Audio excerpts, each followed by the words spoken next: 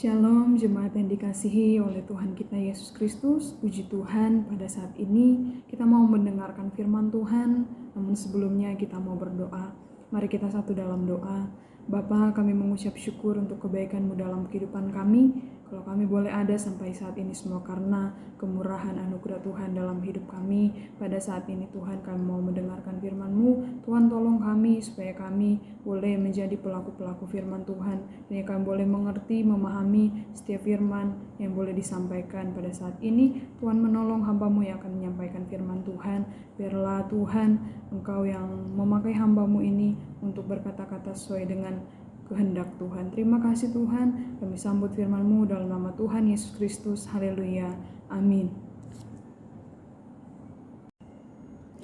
Bapak, Ibu, Saudara-saudari sekalian, firman Tuhan pada saat ini saya beri judul Yesus menaklukkan segala sesuatu dalam pembacaan Markus 6 ayat 45 sampai 52.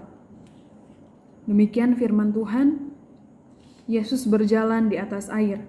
Sesudah itu Yesus segera memerintahkan murid-muridnya naik ke perahu dan berangkat lebih dulu ke seberang ke Betsaida. Sementara itu ia menyuruh orang banyak pulang. Setelah ia berpisah dari mereka, ia pergi ke bukit untuk berdoa. Ketika hari sudah malam, perahu itu sudah di tengah danau, sedang Yesus tinggal sendirian di darat. Ketika ia melihat betapa payahnya mereka mendayung karena angin sakal, maka kira-kira jam 3 malam ia datang kepada mereka berjalan di atas air dan ia hendak melewati mereka. Ketika mereka melihat dia berjalan di atas air, mereka mengira bahwa ia adalah hantu. Lalu mereka berteriak-teriak, sebab mereka semua melihat dia dan mereka pun sangat terkejut. Tapi segera ia berkata kepada mereka, "Tenanglah, aku ini, jangan takut." Lalu ia naik ke perahu, mendapatkan mereka dan angin pun redalah. Mereka sangat tercengang dan bingung, sebab sesudah peristiwa roti itu mereka belum juga mengerti dan hati mereka tetap degil. Saudara, mujizat dan karya yang dilakukan oleh Tuhan Yesus pada semasa pelayanannya di bumi ini adalah untuk membuktikan kemahakuasaannya, membuktikan tentang kealahannya. Ia menyatakan bahwa ia adalah Allah. Namun banyak orang tidak mengerti, bahkan jika kita melihat dalam ayat 52 ini dikatakan murid-murid juga belum mengerti dan hati mereka tetap degil. Pembacaan ini membuktikan tentang kealahan Yesus ketika ia sanggup menaklukkan segala sesuatu. Apa saja hal-hal yang ditaklukkan Yesus dalam pembacaan ini? Ada 3 hal yang ditaklukkan oleh Tuhan Yesus.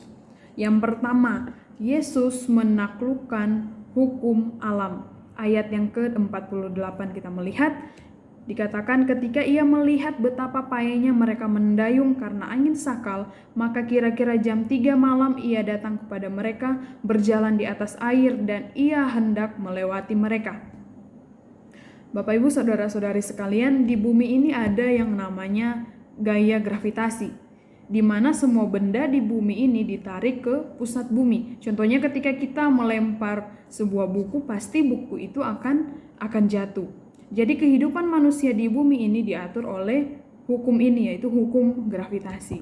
Ya, saudara, ada seorang pesulap yang melakukan atraksi berjalan di atas air. Nah, ia berhasil dan banyak orang yang kagum kepadanya.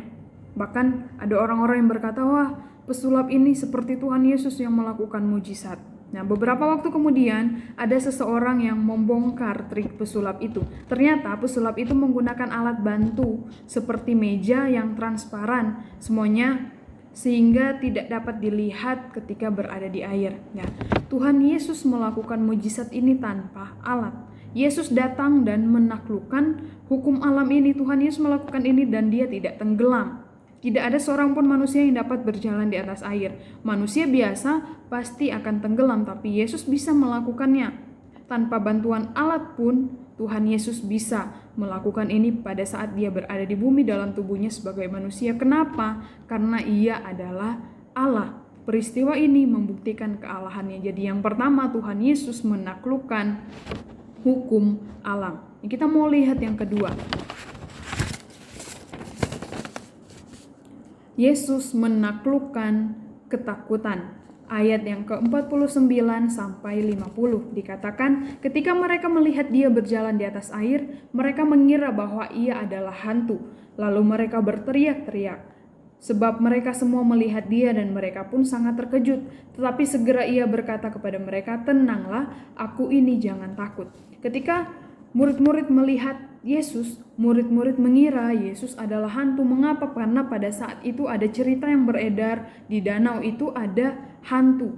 Nah, Yesus mendekati mereka dan berkata, "Tenanglah, aku ini, jangan takut." Dalam keadaan murid-murid yang takut, yang terkejut, bahkan panik, Yesus berkata, "Tenanglah." Murid-murid sudah punya pengalaman sebelumnya ketika menghadapi angin ribut dalam Markus 3 ayat 35 sampai 41. Saat ini pun pembacaan ini mereka diperhadapkan dengan hal yang sama. Perbedaannya adalah ketika angin ribut, Tuhan Yesus meredakan angin ribut, Tuhan Yesus berada bersama-sama dengan mereka di dalam perahu. Tapi pada saat pembacaan ini, Tuhan Yesus berjalan di atas air, Tuhan Yesus tidak bersama-sama dengan mereka di dalam perahu. Dalam peristiwa yang pertama angin ribut diredakan, ada pesan Tuhan yang Tuhan sampaikan, yaitu mengapa kamu tidak percaya atau mengapa kamu kurang percaya. Nah, pada pembacaan ini Yesus lebih dahulu menenangkan pribadi murid-murid daripada menenangkan angin sakal seperti pada peristiwa Tuhan Yesus menenangkan angin ribut. Nah, Yesus mau fokus murid-murid kepada dirinya, bukan kepada situasi di sekelilingnya. Ia mau berkata bahwa Yesus ada, jangan kamu takut. Aku ini yang sebelumnya mengatasi angin ribut, aku ini ada bersama-sama dengan kalian. Kita tidak mungkin percaya kepada seseorang, perkataan seseorang yang tidak ahli atau tidak berpengalaman, atau perkataannya itu tidak terbukti. Kita tidak akan percaya kepada seseorang yang misalnya ketika kita mau membeli obat, ada orang yang berkata, "Wah, beli obat ini yang manjur, obat ini yang berkhasiat." Tapi orang yang berkata obat ini manjur tidak punya pengalaman, tidak pernah mengkonsumsi obat itu, tidak merasakan efeknya. Nah, kita tidak akan percaya karena dia juga bukan dokter. Nah, demikian ketika Yesus berkata, "Tenanglah, aku ini, jangan takut." Itu karena sudah banyak mujizat yang dilakukan Yesus di depan murid-muridnya. Sebelumnya Tuhan Yesus sudah memberi makan 5.000 orang laki-laki. Nah, perkataan Yesus harus kita percayai. Karena ia bukan hanya sekedar berkata-kata, tapi dia juga membuktikan perkataannya. Kemudian dia bukan hanya sekedar menolong, tapi dia bisa melakukan segalanya, ia bisa menaklukkan segalanya. Berarti yang kedua adalah Tuhan Yesus menaklukkan ketakutan. Yang ketiga kita mau lihat, yaitu Yesus menaklukkan peristiwa alam. Di ayat yang ke-51 dikatakan, "Lalu ia naik ke perahu, mendapatkan mereka, dan angin pun redalah. Mereka sangat tercengang dan bingung." Ya, setelah menenangkan murid-murid, pribadi murid-murid, Yesus pun menaklukkan angin sakal yang membuat murid-murid kesulitan mendayung pada saat itu. Peristiwa alam atau kejadian alam pada saat itu ada angin ribut yang membuat murid-murid berada di tengah-tengah danau, tidak sampai kepada tempat tujuan. Ya, merupakan hal yang mudah bagi Yesus untuk menaklukkan angin sakal ini. Sekali lagi, mengapa dia bisa menaklukkan? Karena dia adalah Allah. Dalam peristiwa Markus 4 ayat 41, peristiwa angin ribut diredakan, dikatakan, "Siapa gerangan orang ini?" Jadi ada orang yang berkata, "Siapa Yesus ini?" Sehingga angin dan danau pun taat kepadanya. Ya, Yesus sanggup menaklukkan angin, badai, dan danau. Peristiwa alam apapun dapat Tuhan Yesus taklukkan. Dan hanya Allah yang bisa melakukan hal ini.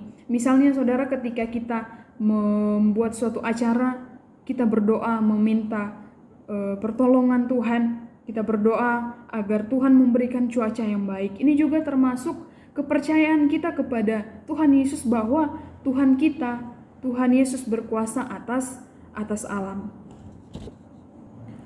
Saudara, saat ini kita boleh mengetahui 3 hal yang ditaklukkan oleh Tuhan Yesus dalam pembacaan ini. Yang pertama, Tuhan Yesus menaklukkan hukum alam. Yang kedua, Yesus menaklukkan ketakutan. Dan yang ketiga, Yesus menaklukkan peristiwa alam. Yesus sanggup melakukan dan menaklukkan segala sesuatu yang tidak dapat ditaklukkan oleh manusia pada umumnya karena Dia adalah Allah. Jika kemarin Tuhan sanggup menolong, hari ini juga Dia sanggup menolong. Bahkan hari-hari yang akan datang juga pasti Dia akan menolong.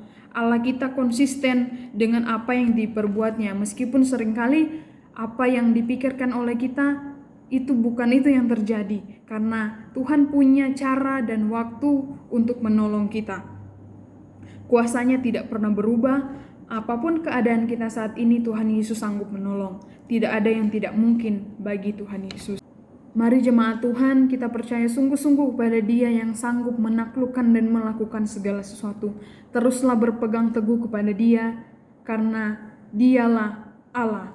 Terpujilah Tuhan. Semoga pemberitaan firman Tuhan pada saat ini boleh memberkati kehidupan kita semua. Amin. Mari kita berdoa. Tuhan Yesus, terima kasih untuk firman-Mu saat ini yang telah mengingatkan kami bahwa Engkau adalah Allah yang sanggup menaklukkan dan melakukan segala sesuatu. Kiranya Roh Kudus terus menguatkan kami untuk terus berpegang pada firman-Mu. Seluruh kehidupan kami serahkan ke dalam tangan-Mu, Allah yang berkuasa atas kehidupan kami. Dalam nama Tuhan Yesus Kristus kami berdoa. Haleluya. Amin.